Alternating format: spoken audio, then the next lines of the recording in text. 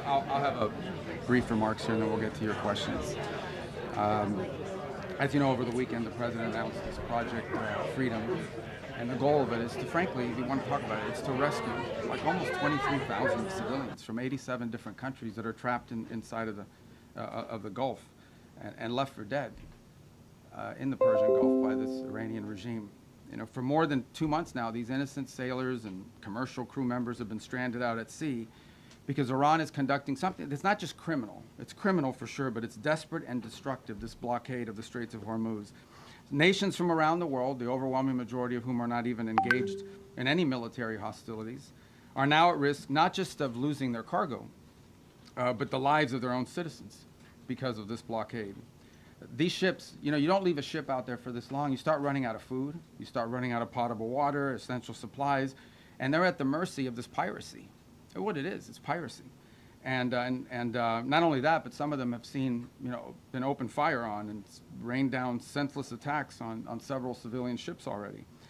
So frankly, the way to put it, these are innocent bystanders. These are countries that, and ships and so forth that have nothing to do with any of this and nonetheless are being caught in the middle of it and being held hostage merely because Iran could do that, just because of, just as the regime brutally slaughtered tens of thousands of their own citizens for the crime of peaceful protest, because they're unhappy with the quality of life or the lack of quality of life in Iran today.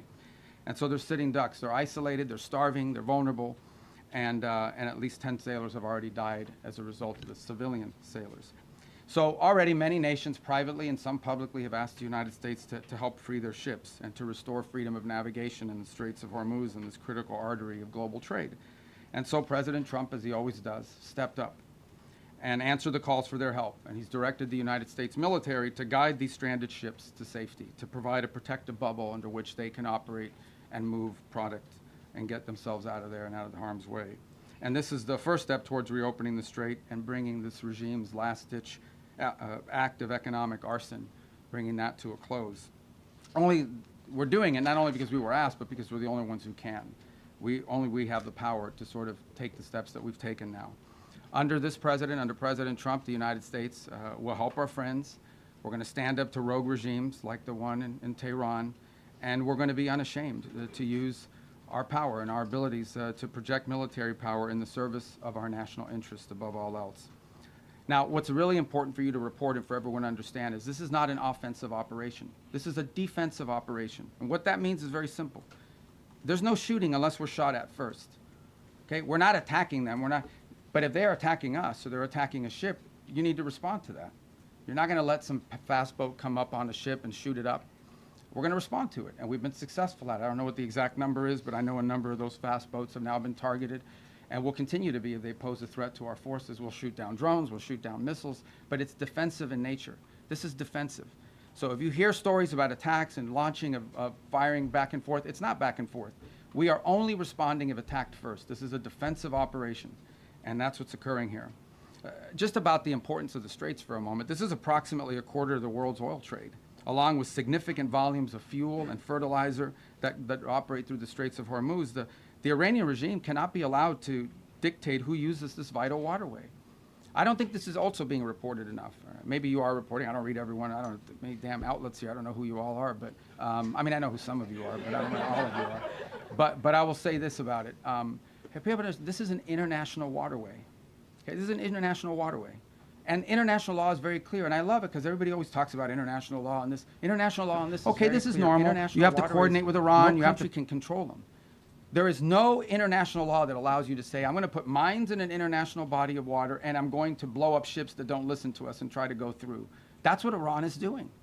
This is a criminal act.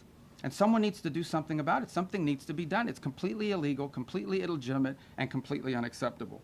And that's why the United States military is guiding stranded commercial ships safely through the strait and is working to restore freedom of navigation and putting an end to these efforts to hold the global economy hostage.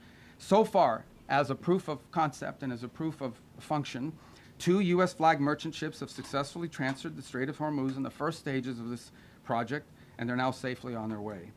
The U.S. military is deploying the necessary assets to extend this defensive umbrella over commercial shipping. But there should be no mistake. And as I said this already, this is a defensive operation. I want to reiterate that point. This is important to understand.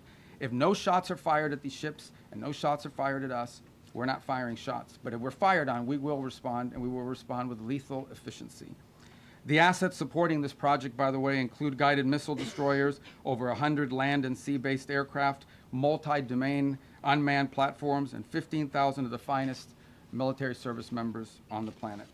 These forces have already destroyed, as I told you earlier, I thought it was 6, it's 7 Iranian fast boats that failed to heed our warnings. And by fast boats, we're talking about, some of these things look like Boston whalers. Okay, so these are not like Navy ships. But nonetheless, they come fast at these boats, try to swarm them, try to harm them. We're not going to let that happen. So 7 of them now sit at the bottom of the sea, along with, by the way, the rest of Iran's Navy. That's where you can find their Navy today. And we're going to continue to systematically clear this passageway through the straits to restore freedom of navigation. Now, while this project steadily progresses, Operation Economic Fury, continues to impose maximum pressure on the Iranian regime and what remains of their already frail economy. Today, inflation in Iran is 70%, and their currency is in total and complete freefall. U.S. sanctions enforcement is stepping up. It's moving in lockstep with the naval blockade to degrade Iran's capacity to generate, to move, and repatriate revenue. It directly targets the regime's primary revenue lifelines. The blockade alone is costing Iran as much as $500 million a day in lost revenue. 90% of total Iranian trade has been halted, causing permanent damage to Iran's oil infrastructure as wells are forced to shut in. Again, all of this is in response to their piracy. Okay? It cannot be that you have these straits and they blow up any ship that moves and the only ships that get to go through are theirs. You can't have a situation in which the straits are closed to everyone else, but they benefit from the piracy. That can't happen. That's why the blockade is in place, and that's why these sanctions are crippling them. Any foreign financial, by the way, Treasury is now identifying and cutting off every dollar of revenue that's flowing to this regime. And so, look, any foreign financial institution or commercial actor that enables Iran's sanctions evasion is going to face secondary sanctions exposure and a loss of access to the U.S. financial system. As President Trump has said, and the facts clearly bear out, the United States of America holds all the cards. There is no scenario here in which if they decide to join a ladder of escalation, they wind up getting the last say. But our preference is for these straits to be opened to the way they're supposed to be opened, back to the way it was. Anyone can use it, no mines in the water, nobody paying tolls. That's what we have to get back to, and that's the goal here. Every day the conflict continues, however, our leverage on Iran will continue to increase, and their position will continue to weaken, especially as the blockade really begins to bite in conjunction with the sanctions.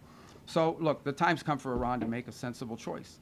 And it's not easy for them to do that, obviously, because they have a fracture in their own leadership system. And apart from that, I mean, the top people in that government are, to say the least, they're insane in the brain. And so we need to address that, and it's difficult because it's hard to get past that in their system. But it's important for them to make a sensible choice and the one that's right for their people. The president, our president, has proven time and again that his preference is peace. But Iran must accept the reality of this situation and come to the negotiation table and accept terms that are good for them but ultimately good for the world. The diplomatic path, if there's a real diplomatic path, I'm not sure it's going to be one, but if there's a real diplomatic path and we continue to explore it, Steve and Jared are working on that very hard. If there is one there, it could be one that leads them to reconstruction, to prosperity, and to stability, and to not posing a threat to the world. The alternative is growing isolation, economic collapse, and ultimately total defeat. I know what the right choice is for Iran. I hope that the people over there making decisions will make the right one. The last point I would make, and it really is important for them to understand this, is they really shouldn't test the will of the United States, at least not under President Donald Trump. He has proven time and again that he will back up what he says. And if they test him, ultimately they will lose. The hard way, the easy way, the long way, the short way, they will lose. And with that, it's time for your questions. So, Catherine, why don't we start with you first? Hi, Catherine Harris, I'm an independent journalist. Secretary Rubio, have you seen any recent indications? आज breakfast में फिर कुछ special हर दिन कुछ special क्यों नहीं खालिस दूध से बनी पाकिस्तान #1 ब्रांडेड डेयरी क्रीम सिर्फ नेस्ले मिल्क पैक क्रीम बनाए मेरा हर ब्रेकफास्ट एक्स्ट्रा स्पेशल अब हर दिन खुशी से From Nestle. A nuclear weapons program. For example, they innovate and try to innovate long-range delivery missiles that now, in some cases, are capable of reaching much of Europe. They build these large underground centrifuges for enrichment activity. There are countries in the world that are involved in the enrichment business, but these guys do it in mountains and in caves and in hiding. They've always had secret components of their nuclear program undisclosed to the world, and we know for a fact that they retain highly enriched uranium at 60%, that they did so, and that has no civilian use, none, zero whatsoever. So they have an opportunity here to agree to something that will make it clear that they're not interested in. One thing is to say we don't want a nuclear weapon. Another thing is to do the things that prove you don't want a nuclear weapon. By the way, if what Iran wants is a civilian nuclear program for power plants and stuff like that, there are a lot of countries in the world that have that, and they don't enrich. They import the enriched material. You know, they could have that if that's what they wanted, but they're not acting like that's what they wanted. They're acting like they want a military, nuclear program. That's unacceptable. So that's the process we're engaged in now. To create, that's the object of this diplomacy, is to come up with some level of understanding about what are the topics that they've agreed to negotiate on. We don't have to have the actual agreement written out, and one day this is highly complex and highly technical. But we have to have a diplomatic solution that is very clear about the topics that they are willing to negotiate on and the extent and the concessions they're willing to make at the front end in order to make those talks worthwhile. That's what Stephen Jarrett and the whole team is working on, and I hope to have good news on it. That's the outcome we would prefer. That's the outcome we would have preferred a year ago. That's the outcome I think most of us would have preferred a long time ago. But that's not the option they've given us given their activity. All right, there's no way I can figure out who to call on. I'm just going to press right in the middle, right there, you right there, yeah. Right in the back row. Thank you, Mr. President. I'll go to you next. I can't get everybody, you know that. All right, go ahead. Thank you, Secretary Rubio. Keep going right. Welcome to the White House. What's that? Talking to me, sir? Yeah, to you, yes, sir. Thank you. I have two questions on two separate issues that Do come they under... get 2 questions for these? Two questions that- There's a lot of people in here. that man. fall under your umbrella. The All right, first- well, you can ask me 2 questions. I'll give you 1 answer. Go Thank you ahead. very much. I appreciate And I'll pick the one I like better. Thank you, Mr. Secretary. The first has to do with the blockade. There are lawmakers from both parties who claim the blockade is an act of war. What do you say to that? And my second question has to do with the fuel embargo of Cuba. How long, Mr. Secretary, will that last? Okay, 2 things. All right, good. I'll answer both your questions because I like the second one too. The first one on the blockade. And so why do we have a blockade? We have a blockade because they shut down the straits. So I don't know which members of Congress you're talking to, but here's what I would ask them. I would ask everybody here. It's very simple. These guys have shut down the Straits of Hormuz. This is what Iran is saying. We will shut down the straits. No one can go through. No country in the world can go through unless we allow you to go through, and you have to pay us. But our ships can go through, meaning the Iranian ships, as much as they want. That's crazy. Who would agree to that? So how are we going to have a situation where they get to close the straits to everybody, and the only people who are allowed to go through there 100% without paying anything are the Iranians? If you do that, they'll keep the straits closed forever. They're trying to make this some new normal. Okay, under no circumstances can we ever allow them to normalize the fact that they get to blow up commercial ships and put mines in the water. So the response to that is we're going to blockade your ships. If everyone's ships are not getting out, your ships are not getting out either. That's not an act of war. That's a defensive measure. It's a counter to what they have decided to do. You know what is an act of war? Putting mines in the water. Why don't the members of Congress, whoever it is complaining about it, they should be all over that. These guys put mines in the water. That alone, mining in the water is illegal, period, under any circumstances, and they've done it. This is crazy stuff, but this is what they've done. On Cuba, oil blockade on Cuba. There's no oil blockade on Cuba per se. Here's what's happening with Cuba, okay? Cuba used to get free oil from Venezuela. Used to give them a bunch of free oil. They would take like 60% of that oil and resell it for cash. It wouldn't even go to benefit the people. So the only blockade that's happened is the Cubans have decided, the Venezuelans have decided we're not giving you free oil anymore.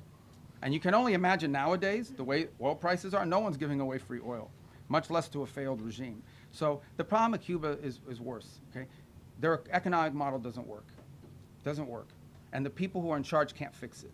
And the reason that I can't fix it is not just because they're communists, that's bad enough, but they're incompetent communists. The only thing worse than a communist is an incompetent one.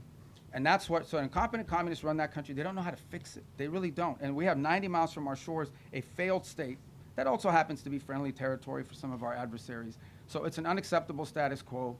I will be addressing it, but not today. Okay. All right, let's go to the front, right there. Secretary Rubio. Yeah. You are going to the Vatican to meet with the Pope. Is this an attempt to smooth things over with the Pope, given the rhetoric between President Trump and Pope Leo? No, it's a trip we had planned from before, and obviously we had some stuff that happened, and No, look, there's a lot to talk about with the Vatican. I'll give you one example. The Pope just returned from a trip to Africa, where the church is growing very vibrantly.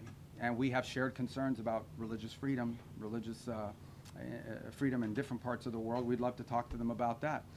The topic of Cuba, you know, we gave Cuba $6 million of humanitarian aid, but obviously they won't let us distribute it. We distributed it through the church. We'd like to do more.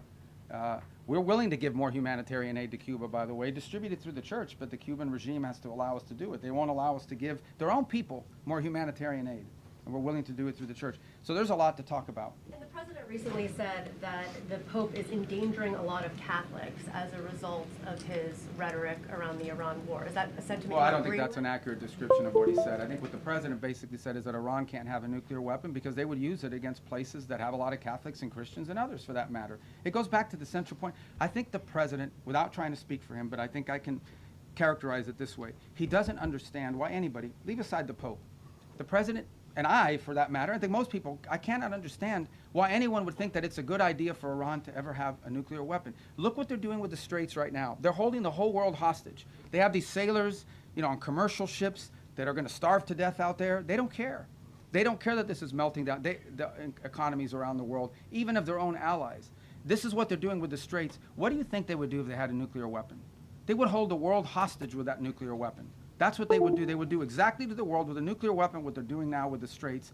And I think the president's point is how anyone cannot see that as an unacceptable outcome and an unacceptable risk is beyond him. It's puzzling. And someone has to do something about it. The difference between this president and like the 6 presidents that preceded him were that he's the only one that's actually been willing to do something about it. Everyone says Iran can't have a nuclear weapon, but you got to do something about it at some point.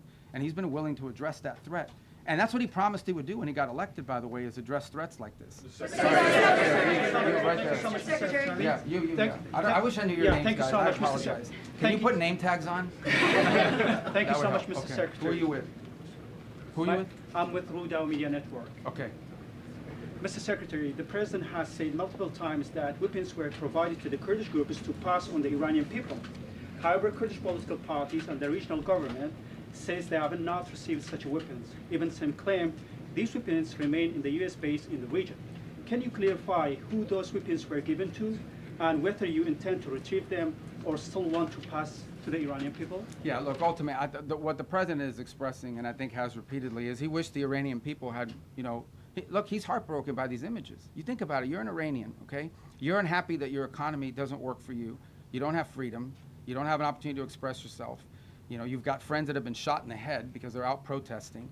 And it's heartbreaking to him to see that these people are abused in this way and have no measures to take against their own government as a result of it. By the way, this goes back, if you guys remember the protests in 2009 where they slaughtered people in the street. This is a vicious regime, guys. Okay? These are people that hang people from cranes in the town square so everyone can see. They continue these executions of people and have continue to do so for over a decade and a half now. And so I think what the president is expressing is the desire that he wishes the Iranian people had an ability to fight back against some of these things that are happening to them. And I would view that as distinct and separate from the specifics of this operation that was ongoing before it concluded, and certainly different from the operation that's going on now. Right there in the... Regarding right there in the blue. Regarding Colombia, Mr. Secretary, Right behind you, not Colombia, right there. Yes, ma'am. Mr. Secretary, thank you so much. On Lebanon, are Yes. we in a ceasefire or less fire? And the second question, do you think you would be able to achieve an agreement between Lebanon and Israel without risking a civil war in Lebanon? What are you look, doing Lebanon's to risk? complex. What are you doing to? No, I got it. I got the gist of your question. So look, here's the challenge with Lebanon, okay? There's no problem between the Lebanese government and the Israeli government. Israel doesn't claim any land in Lebanon belongs to them. And by and large, I think a peace deal between Lebanon and Israel is imminently achievable and should be. The problem with Israel and Lebanon is not Israel or Lebanon, it's Hezbollah. Hezbollah operates from inside of Lebanese territory. They terrorize and attack Israelis, but they also are inflicting tremendous damage on the Lebanese people. The reason why Lebanon gets attacked by Israel is because of Hezbollah, because Hezbollah is hiding in some house, launching rockets against Israelis, and then they get hit. So what you're seeing now is Israeli responses to either attacks or perceived threats. And this is not new. This has been going on for a very long time. What is our hope?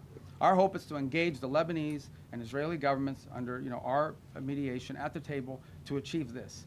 And that is having Lebanese armed forces and a Lebanese government, not just with the willingness, but with the capability to begin to challenge Hezbollah and disarm them. Because the Lebanese people are also victims of Hezbollah. And by the way, on the topic of Hezbollah in Lebanon, who is behind Hezbollah? Why do they exist? They're an agent of Iran. If you go through that Middle East and you identify every problem, Hamas, Hezbollah, to some extent the Houthis, obviously, and others, behind every one of these groups is Tehran. So apart from the nuclear weapons, apart from all these other things, these guys are behind all the bad actors. Hezbollah is a wing. It's an extension of Iranian desire to destabilize the region. So we're very committed to this process. It's not going to be easy. You're asking me a complex question. You know this has been going on for a very long time.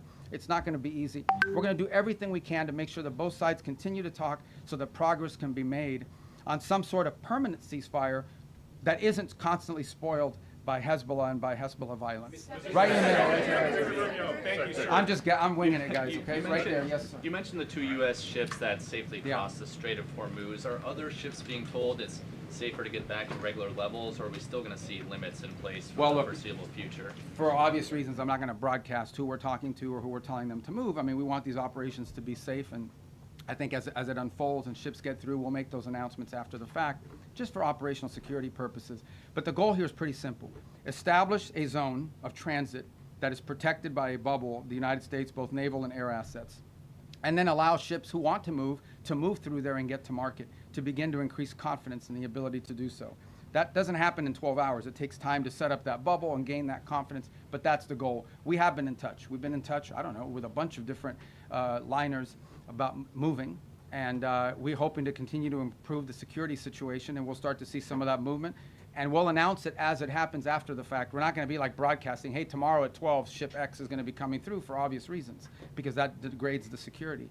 But we feel confident we're going to be able to achieve that. Look, it's not going to solve the whole Straits problem. It's going to solve a lot of it, but it's important to challenge what Iran is doing now. Guys, again, if you take anything away today, and I can't tell you what to write, but Iran cannot be allowed to normalize this control of the Straits. It's completely unlawful, illegal. It's outrageous. And every country in the world should be joining us and condemning it and doing something about it. But the United States has stepped up and is trying to do something about it. Regarding Colombia, Mr. Secretary, we've had several tourists. I'm sorry. We'll see if we get to Colombia today. Go ahead. You guys have an election. Why don't you wait till after your election? Mr. Secretary, John Michael Ross with Daily Mail. I was curious about your meeting with Southcom earlier. There was a picture, a map of Cuba behind you. What did you discuss with Southcom about Cuba? And do you have any updates on? I'm not going to tell you what I discussed with Southcom. but it had to do something with Cuba. No, what about? Cuba's in Southcom. You know, Fair it's the enough. closest part. And so the second point, I was there. Our ambassadors were in from the whole Western Hemisphere. I was addressing them. Meeting the general who just took command at Southcom. And there happened to be a map of Cuba. And I said, it'd be good if we took a picture in front of that map, because it's like the closest thing in Southcom to the United States. So there it is. We have maps of other countries, huh? What about Greenland? Did you update on Greenland? No, they didn't have that map then. They only had in the red, right there in the red. In the red, okay. Cristina de Telemundo, Mr. Sec. Can I ask you in Spanish, or can I Yeah, ask you can answer in Spanish. You can ask me. Okay. And they'll have to translate for them what you asked So me. I'll say it in English, and if you can answer in both languages. Today I checked the webpage of the State Department, and there's still a $25 million bounty on Diosdado Cabello, the Secretary of Interior, for drug trafficking and narco-terrorism. I was wondering if that has been put on hold, or if you're negotiating with President Delcy Rodriguez to turn him over. Yeah, I don't have any updates for you on that. The website is what it is, and that's where it stands. That policy hasn't changed. But guys, let's be mature here a little bit. I'm not going to tell you about what we're talking about with the leader of these countries. El Departamento de Estado sigue considerando a Diosdado Cabello un narcoterrorista y un narcotraficante, como dice en la página del Departamento de Estado. La política de Estados Unidos en ese tema no ha cambiado, y cuando cambie te dejaremos saber. The politics of the United States on that, the policy of the United States on that topic hasn't changed. When it does, obviously we'll inform you, but I don't have any news for you on that today. Right there in the green. I'll get to you. Are you guys all the TV people? Yeah. No. All right, go ahead. I'm sorry. Go. I'm learning. They gave me a little map. I don't know where I put it of the people here. Some of you had like red X's. I'm kidding. No, that's not true. Go ahead. Thank you, Mr. Secretary. The average price of gas in the country right now is $4.50. Do you have a thought on how long Americans are supposed to kind of accept this? Do you think it will affect Republicans' majorities in the midterms? Well, I'm not going to speculate on the politics of it. You can tell me. I mean, look, it's obviously being driven by global events. That was true during the Russia-Ukraine war as well, where you saw that come up. It's one. Look, we don't benefit from the Straits as much as other countries. I don't know if you've seen what the gas prices are like in other parts of the world that are really suffering, big time. So we're very fortunate that the United States, I believe right now, is like the world's largest net exporter of oil and natural gas as a result, not because of this war, but because we have this capacity. So we've been insulated to some degree. We're obviously still vulnerable to some extent to global prices, and so, but in the end, I mean, we're more insulated than other countries, even though that's not welcome news to Americans that are paying more at the pump, no doubt about it. And it certainly is one of the circumstances of it. There are people that we're predicting would be much higher at this point, but we're not taking that for granted. Suffice it to say that this is, think about it this way. Everybody needs to think about it this way. If Iran had a nuclear weapon and they decided to close the straits and make our gas prices like $9 a gallon or $8 a gallon, we wouldn't be able to do anything about it because they have a nuclear weapon. And a nuclear-armed Iran could do whatever the hell they want with the straits, and there's nothing anyone would be able to do about it.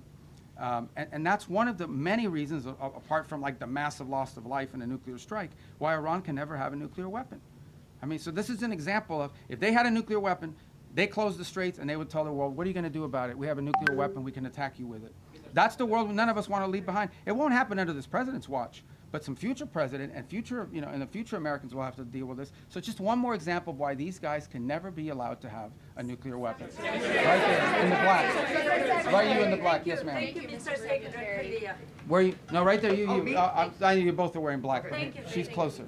No, you don't have black, you have blue on. I'm colorblind, but I know blue and black. Right there, yes ma'am. No, you, the first one I called on. Thank you, Mr. Secretary. Thank you. This is chaos, guys. Go ahead. Welcome to the White House. You've long been a leading voice on human rights in China, and so including religious persecution and forced organ harvesting. So President Trump prepares to meet Xi Jinping next week. Do you expect human rights concerns to be on the table? Or to well, we come up always in raise those discussions issues, there? and they remain true. And I think we've proven in some cases it's most effective to raise them in the appropriate setting. But we always raise those issues. They're important to us, among with others, of course. But those issues remain prominent in our view and in our conversation about these things. And we'll continue to raise them in the appropriate forums. All right, let's get to the front. These guys are going to get mad. Go ahead, I'm sorry. Thank you, Segment Kelly, Associated Press. You mentioned earlier that some countries have privately and publicly indicated their willingness to help with Project Freedom. Can you say how many have reached out to the U.S. with the offers of help, and what kind of capabilities? Well, thank you for your question. That's a good question. I mean, multiple countries have said we got to do something about it and fix it. Is it like dozens or single digits or more than 100? Or? I don't know. I don't put a number on it. I would just tell you that here's what I would say about it. The capabilities is the issue. Okay, a lot of countries would love to do something about it. They don't have a navy, right? Or they can't get there in time, or they can't. Others, are less. That some unfortunately do have a navy are saying, oh, we'll be involved, but we'll be involved after it's over. Well, after it's over, it's kind of like that makes sense. So, we'd like to have it. Now, there may be some utility in a post, closure mission. I'm not downplaying that, but I think that's been the challenge. But there are other ways they can help, unique ways that they can help. And I don't want to get into who these countries are for obvious reasons, because they are prepared to help us in certain ways, but maybe don't want that publicly disclosed for no other reason than it impact their foreign policy. It could have some domestic ramifications. But ultimately, I don't want to mislead you. The primary responsibility for this Project Freedom is on the United States, because we're the only country that can project power in that part of the world the way we're doing now. We're the only ones that can do it, and we're going to do it as a favor to the world. Understand this. This is a favor to the world because it's their ships that are stranded. It's their fuel supplies that are stranded. By the way, it's there's humanitarian aid destined for different countries in the world that's stranded in the Persian Gulf right now. It's the fertilizer that they need for their food and crops that's stranded in the Persian, not our fertilizer, their fertilizer. So we want to be helpful, and that's why the president stepped forward, because we're the only ones that can. Frankly, we're the only ones that can. Mr. Secretary, on the rising oil and gas prices, the president has said that this is a small price to pay for getting rid of a nuclear weapon. But 10 weeks in, are we any closer to getting rid of Iran's nuclear material? Yeah, but look, here's the way to think about Iran, and this is what I described at the very beginning of this. What was Iran's plan? You have to understand what their plan was. Their plan was they were going to build this conventional shield where they would have so many thousands of missiles and drones and rockets that they couldn't be attacked. And behind that conventional shield that they were trying to build, they would then break out and do whatever they wanted with their nuclear program. They no longer have that conventional shield. Okay? We told you guys from the very beginning, And we're very consistent in this messaging. The operation that has concluded was going to destroy their Navy. They have no Navy left. They don't. Not a Navy. They have small boats and Boston whalers, but they don't have a Navy left. They don't have an Air Force. I challenge you. When is the last time you read or heard about an Iranian jet flying anywhere? They don't have an Air Force. Their missile launching capability has been substantially degraded, and their industrial base, their defense industrial base, has been severely, severely damaged. So their ability to build a shield behind which they could hide their nuclear program was wiped out. That's a very substantial achievement, and that was the purpose of this operation from day one. Get their nuclear material in order for this war to end. Well, that's one of the topics that needs to be discussed. I don't know about, I think you're linking it. The operation is over. Epic Fury, as the President notified Congress, we're done with that stage of it. Okay, we're now on to this project of freedom. As far as a negotiation is concerned, I think the President's been clear that part of the negotiation process has to be not just the enrichment, but what happens to this material that's buried deep somewhere that they still have access to if they ever wanted to dig it out. That has to be addressed, and that's being addressed in the negotiation. I'm not going to go further on what progress has been made on that topic because I don't want to endanger the negotiations, but suffice it to say that the President and this entire team is aware of the centrality of that question, and that will have to be addressed one way or the other. Right there. Right there. Yes. Thank you. Secretary, I have another two-part question for you. Okay.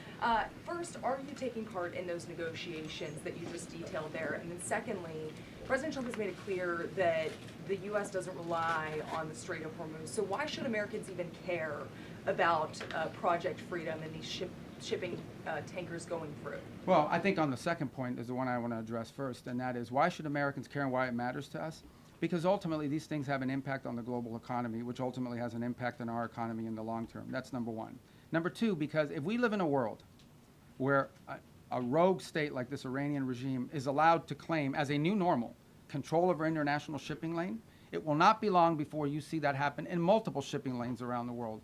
I can identify for you six or seven vital shipping lanes around the world that some countries can decide, guess what, if Iran was able to do it, we're going to do it too. We're not going to start charging tolls. And it'll get closer and closer to us. That's unacceptable. We cannot live in a world, there's a lot of time and energy been invested behind the idea that international waters are free for the free flow of goods. The stuff we make in this country and export has to go through international shipping lanes. And for us to live in a world where a country can decide, now we own the international shipping lane and you have to pay us if you want to use it, that is a normal that we will never be able to accept. And that's what the Iranians are trying to get us to do. So we're doing two things about it, and we haven't talked about the second one enough. The second thing we're doing is we're going to the UN. Everybody loves the UN, right? We're trying to go to the UN, and we're saying, okay, countries of the world, condemn this. Say that it is wrong for you to put mines there. It is wrong for you to shoot at commercial vessels. Guys, that's what we're talking about here. These guys are bombing commercial vessels. They're not bombing naval vessels. They're bombing commercial tankers. It's just outrageous. That needs to stop, and it needs to end.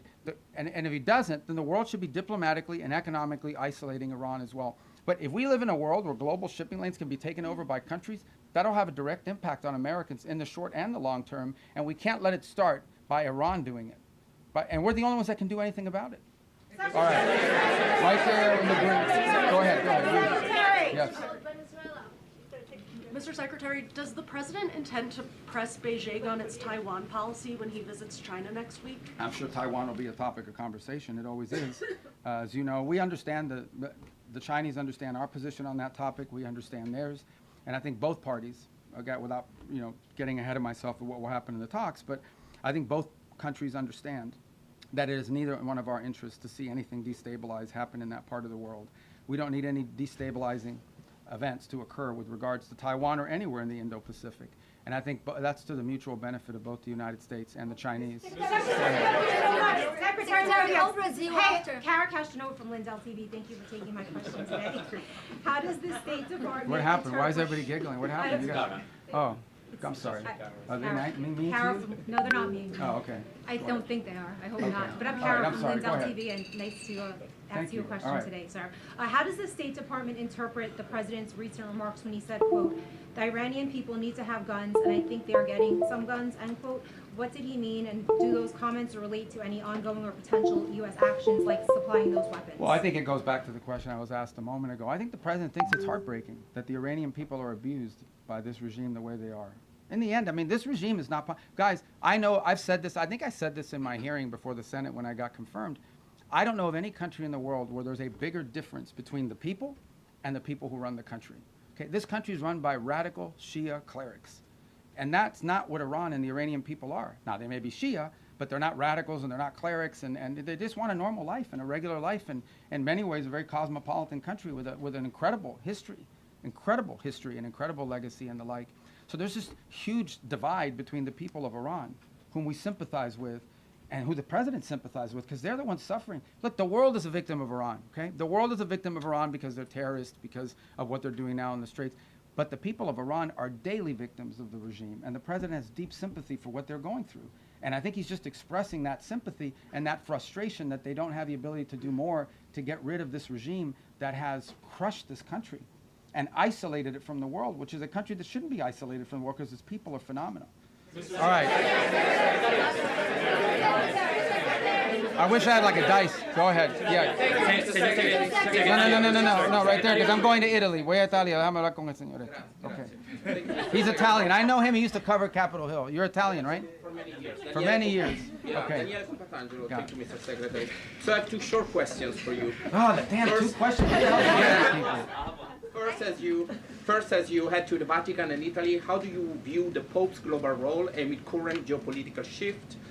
And what are your objectives in Italy? Is this trip tied to recent remarks by the President suggesting Italy has not been supported as expected? And the second one is about the Hezbollah in Lebanon. On a recent interview on Fox News, you raised some concern about stronger vetting within the Lebanese armed forces. What do you make? Can you elaborate a little bit? Yeah, I've answered the first one about the Vatican. Look, I mean, the Pope is obviously the vicar of Christ, is a Roman Catholic, you know, but he's also the head of a nation state, and it's an organization that has a presence in over 100-something countries around the world. And we engage with the Vatican quite a bit because they're present in many different places. I've already outlined to you two examples. We worked with the Catholic Church on the distribution of humanitarian aid in Cuba. We share with the Catholic Church a concern about the destruction of religious liberty, the persecution of Christian minorities, and also, you know, the challenges that are being faced by Christians in Africa, where the Pope just recently visited. So we have a lot to talk about with them, and I engage with them quite a bit on that front. So the trip is really not tied to anything other than the fact that it would be normal for us to engage with them, and other Secretary of States have done that in the past. On the second point about Lebanon, also a question that was asked earlier. And what was the Italian part? About the expectation that the President... Oh, no, look, I mean, the Italians have been involved for some time in training the police and in training their forces, so we'd love to hear their input on it. And in the way, look, we welcome everybody's help eventually. What has to happen in Lebanon, what everybody wants to see, is that you have a Lebanese government with the capability to go after Hezbollah and take the Hezbollah apart. There shouldn't be a Hezbollah and a government. There should be a government. Everyone should fold underneath it. And if we do that, then there'll be peace between Israel and Lebanon. But we have to build the capacity of the Lebanese to do it. And I think Italy could be helpful in that regard. All right. Did I call on you already? You already got a question? In the green? Did I call on you already? No. Okay, all right. Go ahead. You mentioned the UN resolution that Yes. you announced today. Can you talk about what the goal is with that resolution? And there was a similar one last month that was vetoed by China and Russia. You spoke to the Russian foreign minister. Do you have an assurance that Russia will be on board with this now? Well, we don't know. Yeah, look, I mean, everyone wouldn't want to see this vetoed again, and then we've made some slight adjustments to the language, but I don't know if it'll avoid a veto or not, but the language isn't very complicated. And I think it's a real test for the UN, right? As something that functions that can solve global problems. What is the purpose of the UN? The UN was supposed to be a place where you could peacefully resolve global conflict. Right now you have a country who is unlawfully, criminally, and illegally taking possession of an international waterway and blowing up commercial vessels and putting mines in the water. I don't know if people appreciate how outrageous this is, how unacceptable it is that any country would fire and try to sink commercial vessels or put mines in the water. Both of these things are illegal. And so we're going to take it to the UN, and we're going to give it another chance to be a forum in which we're not even asking people to commit troops to the region and help blow up the Iranian boats. All we're asking them to do is to condemn it, to call on Iran to stop blowing ships, to remove these mines, and to allow humanitarian relief to come through because there's humanitarian aid that's trapped. That's it. This is a very modest request. And if you're telling me that the international community and hundreds of countries cannot rally behind that, then I don't know what the utility of the UN system is if it can't even solve something as straightforward as that. And I think to both the Chinese and the Russians, I would argue and have argued that it is in their interest for that resolution to pass and for pressure to be brought on Iran, because it is in their interest not to see international waterways, including the Straits of Hormuz, be closed down and cause economic chaos to dozens and dozens of countries around the world. Okay. Back row, yellow tie. Back row, yes, Secretary, sir. Yeah. With CBN News, you've had a deep faith for God and country. At the end of the day, with all that you've been involved in, Keep going. you've been extremely busy. Go ahead, I'm sorry. As we all know. I got to ask you, what is your hope for America at a time such as this? My hope for America? And how do the you same as always personally been. deal with that? Yeah, look, I mean, my hope for America is what it's always been. I think it's the hope I hope we all share. We want it to continue to be the place where anyone from anywhere can achieve anything, where you're not limited by the circumstances of your birth, by the color of your skin, by your ethnicity, but frankly, it's a place where you are able to overcome challenges and achieve your full potential. I think that should be the goal of every country in the world, frankly, but I think in the U.S., we're not perfect. Our history is not one of perfection, but it's still better than anybody else's history, and ours is a story of perpetual improvement.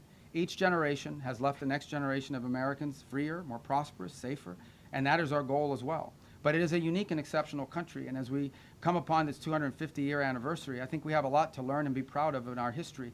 It is one of perpetual and continuous improvement, where each generation has done its part to bring us closer to fulfilling the vision that the founders of this country had upon its founding. So, thank you. All right. I have time for 2 more questions. Crazy. All right, right there in the pink. No, you right there. That lady. No, the one right next to you in the pink. No, the pink. I'm sorry, but I pointed at her. I need to get a laser pointer and just go ahead. Now you in the pink jacket, the lady right there. Thank you. Thank you very much, Mr. Secretary. I have a question on Iran-China relations. Okay. What's your reaction to Iranian foreign minister visit to China? Also, Beijing instructed its firms to ignore U.S. sanctions. Could you also address that? Well, I'll direct you to Treasury on that front. There are options that we have. If you ignore our sanctions, you're going to face secondary sanctions. And I don't have an announcement for you on that today, but we don't do these things, for symbolic purposes. On the first point about the visit, it's fine. I hope the Chinese tell him what he needs to be told, and that is that what you are doing in the Straits is causing you to be globally isolated. You're the bad guy in this. You guys should not be blowing up ships. You should not be putting mines. You should not be trying to hold hostage the global economy. I hope the Chinese bring, whether it's done privately, but I hope it's done directly, that's the message they deliver to them. As I outlined earlier today, China is an export-driven economy. Okay, I'm not here to speak on behalf of what's in the best interest of China, but it's obvious. China is an export-driven economy. That means they depend on other countries to buy from them. Well, you can't buy from them if you can't ship it there, and you can't buy from them if your economy is being destroyed by what Iran is doing. So it is in China's interest that Iran stop closing the straits. It's harming China as well. The gentleman in the red tie, right there. Yes, I'm sorry, what's your name? Liz Landers with Liz. PBS News Hours. Okay. Another question about the China-Iran relationship. You said at the beginning of your comments at the top that every single financial situation will be targeted. Does that include Chinese banks? Would the president sanction We're going to enforce our sanctions. Chinese banks I don't before have an announcement for you. That will have to come from Treasury. But we have sanctions in place. And sanctions don't mean anything unless, you're going to do something about them. So I think that's been clear. I think that, the Treasury will follow up with any specific announcements. Suffice it to say, we're serious about our sanctions. Then a cost needs to be imposed on Iran for what they are doing. Otherwise, if they get away with this, guys, if they get away with pulling this thing off without paying a price for it and backing down, you're going to see multiple places around the world where other countries are going to be tempted to do the same. This is unacceptable. Again, I want to reiterate the point. We keep arguing back and forth about the war and the shooting and this and that or the other. These guys are shut down an international waterway. The Straits of Hormuz do not belong to Iran. They don't have a right to shut it down and blow up ships and lay mines. And that's what they've done. That needs to be addressed. Otherwise, and it cannot be normalized. Under no circumstances can we live in a world where we accept, okay, this is normal. You have to coordinate with Iran. You have to pay them a toll in order to go through the Straits of Hormuz. Not only is that unacceptable in the Straits, you're creating a precedent that could be repeated in multiple other places around the world. The whole world should join us in this condemnation, and the whole world should join us in doing something about it, by the way. It shouldn't just be us. We're hoping to get countries. We're going to give them a chance to do something about it at the United Nations. All right, my last question.